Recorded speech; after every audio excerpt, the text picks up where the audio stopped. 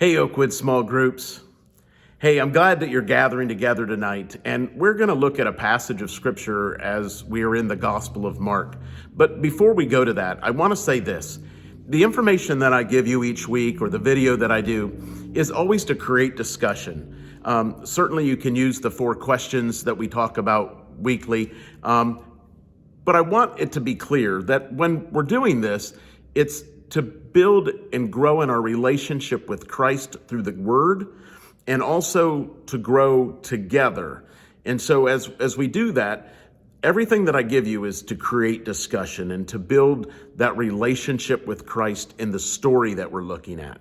So just in understanding that, you may not get through all of it. You may get through the first part and not the second, or maybe the first part went real quick and the second took a lot longer, or maybe only got into this one question. If it's creating dialogue, if it's creating discussion, if it's helping you grow, then stay there. If you're in discussion, be in discussion. That's what we want. So hopefully that's what will be created in each time you look at the videos. But tonight, as you go through it, understand you don't have to get through all of it. You may take some of it with you as you go, or even talk about it later through the week. But for tonight, as you gather together, we're in the Gospel of Mark, chapter 9, 14 through 29.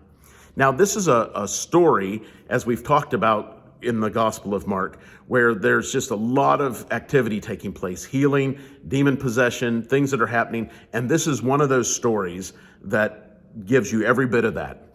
And so in this story, Jesus, in the prelude part of it, is coming off the Mount of Transfiguration, right? He's coming off the mountain there, and all that's taken place. He's now coming into basically the plains or the valley, and welcome back to the real world, right?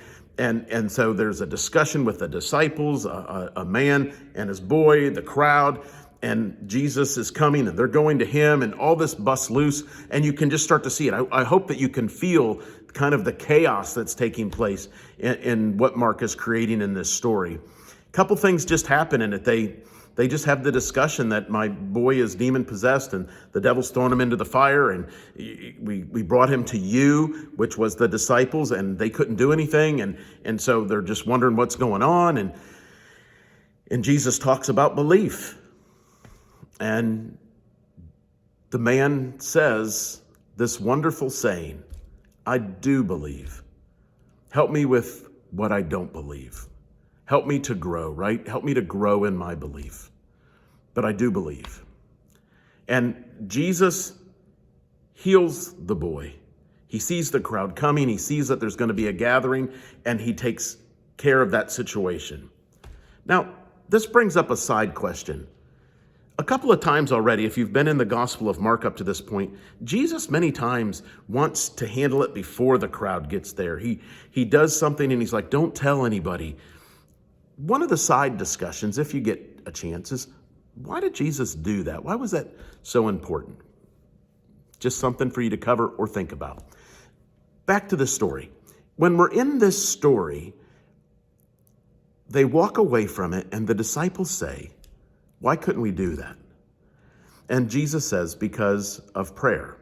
Now, I want you to know this. As Bible scholars are pulling Bibles together and creating translations, they try to use manuscripts that use certain things often and are reliable, and they try to do their best with it. What we find here is in this verse 29, it says prayer. Some of you might have the rendering prayer and fasting, and it's just something in the manuscripts as they were creating this, looking at the language that they put there. We certainly understand that it's prayer, and there's no doubt that at times in our lives it's very important to fast, and that becomes a whole discussion in itself. Have you fasted? When have you fasted? Why have you fasted? What's the benefits of fasting, and how does it help with healing? So those become questions to look at. Don't get lost or tripped up by it. Use it, right? Use it in the discussion to be able to say, Jesus is sharing something about the importance of prayer related to what we talked about last week.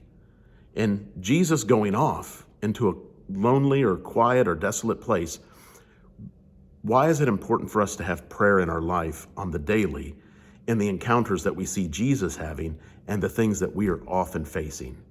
Take time to discuss that, share, listen, and pray together as you go through this night. Oakwood, have a good night.